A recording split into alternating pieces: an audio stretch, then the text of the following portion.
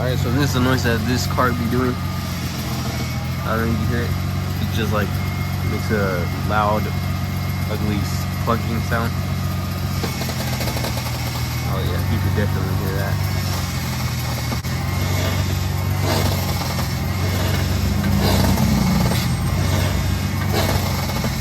And I noticed that the front lower control arm bushings are all worn out, which is causing all that squeak.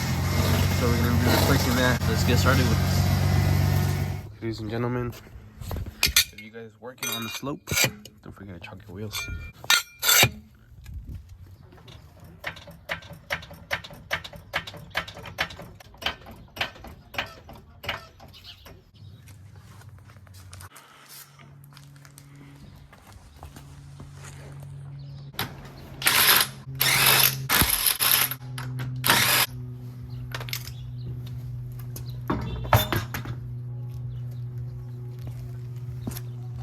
Alright guys, so we took out the wheel, lifted up the car.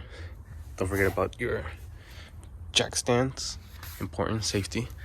So I'm gonna give you a basic rundown of what I'm gonna do. We're gonna take out the first caliper, then from there we're gonna take out this tie rod end, loosening up these bolts for the shock absorber, and then the bolt here, right here,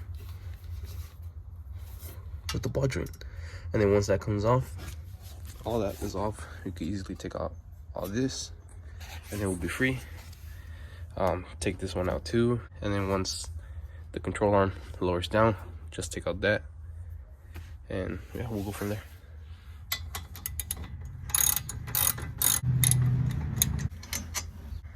The bolts for the calipers, 12mm bolts.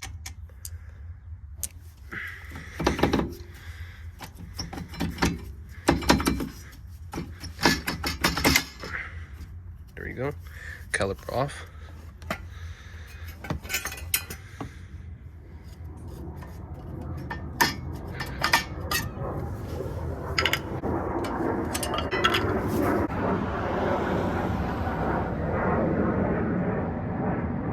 Alright, so for the tie rod end, I already took off the cotter pin. Right here, used some pliers. Took off the cotter pin, loosened the nut. Take it off now. I'm gonna try to make the video as simple as I can.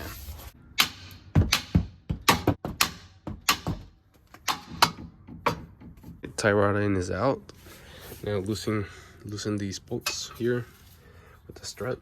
And to loosen up the castle nut on the tie rod end, I just use a Crescent wrench. That's about it. But for these right here, the struts, you're gonna be using a 15/16 deep socket with the breaker bar. Makes the job easier. But yeah, like I said, I'm gonna just try to make this video as simple as I can. I'm gonna take all these bolts now. Simple to take out. And at first, when you first take them off, if it's difficult to take it off, use the breaker bar. And you can use the Crescent wrench from this side to hold it in place and loosen the bolt. Those are out. I'll take out the bolts in a bit, but let me see. Turn it over. Loosen up this. Well, take out the cotter pin and loosen up the castle nut. And probably give it a couple hits here with the hammer. That way it can loosen it up. That way, once I take these out, this is already loose and I can just easily take out the whole rotor, the hub assembly. Cotter pin is out. Just loosen this up. Oh shoot, I'm gonna need two hands to hold the rotor because it turns. All right, let me put this down. Voila.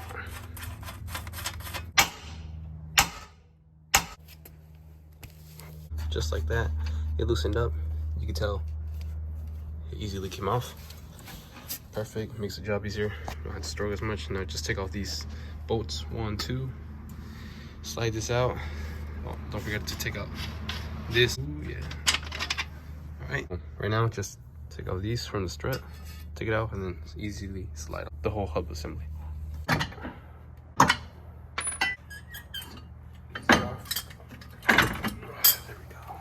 Alright guys, so we got that off, the hub assembly off. Now we're just gonna, let me think. Yeah, I'm gonna have to loosen it up. So loosen this up, then I'll start taking off these bolts right here. Right here.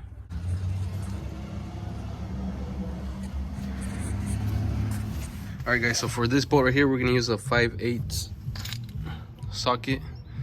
I'm gonna use the socket in the bottom, and then the top I'm gonna loosen it up with the Crescent Wrench. And I got some assistance here from my father. He just pulled up, and I'm gonna hold it here with the Crescent Wrench while he's gonna be turning the ratchet in the bottom.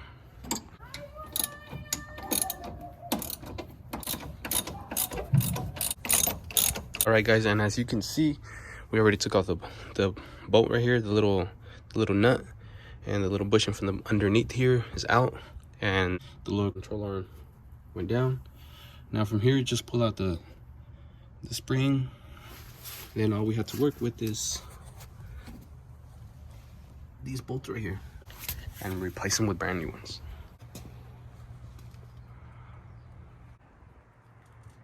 So for the inside bolts right here, we're gonna use a 15/16 deep socket to hold the bolts in place, the nut in place. And then from the outsides, on both sides, it's 13/16. This side and this side, but this side is gonna be a bit difficult to get to just because of the rack and pinion. We'll try to make it work, and if not, we're gonna have to loosen that up and probably pull it forward a bit, but we'll see what we could do. Let's get it.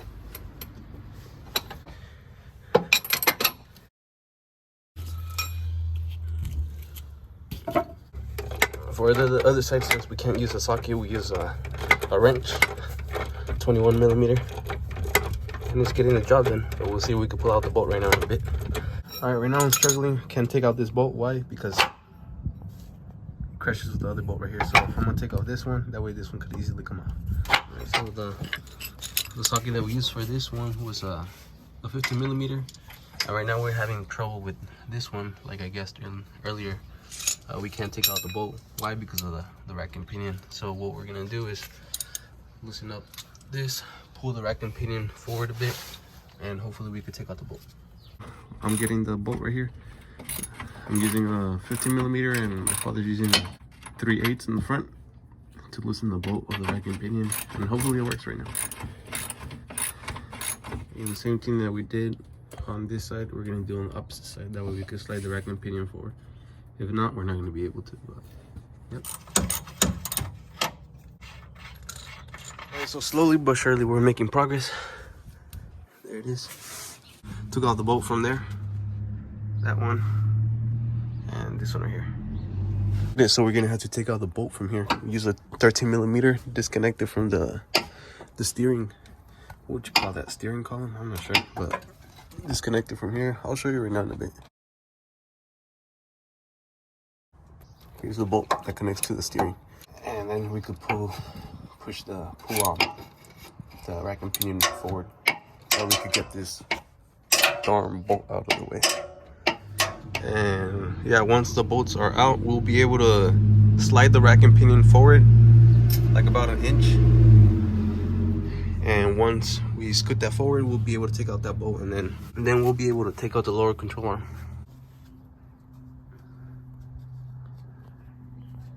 That bolt right there, 13mm.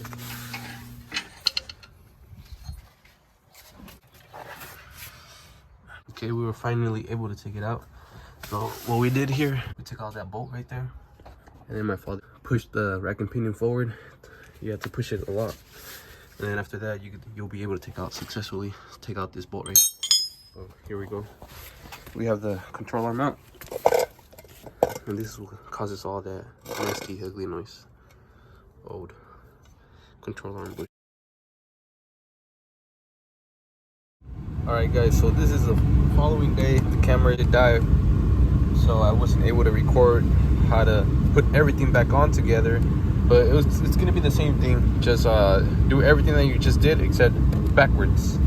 And now the new control arm, and the bushings itself sounds way much better.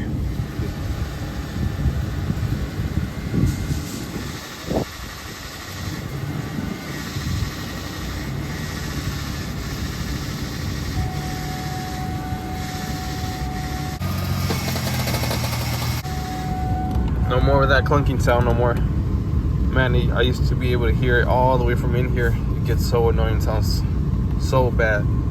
But now, thankfully, I was able to take out the control arm, replace it, the new one, and now it's way much better.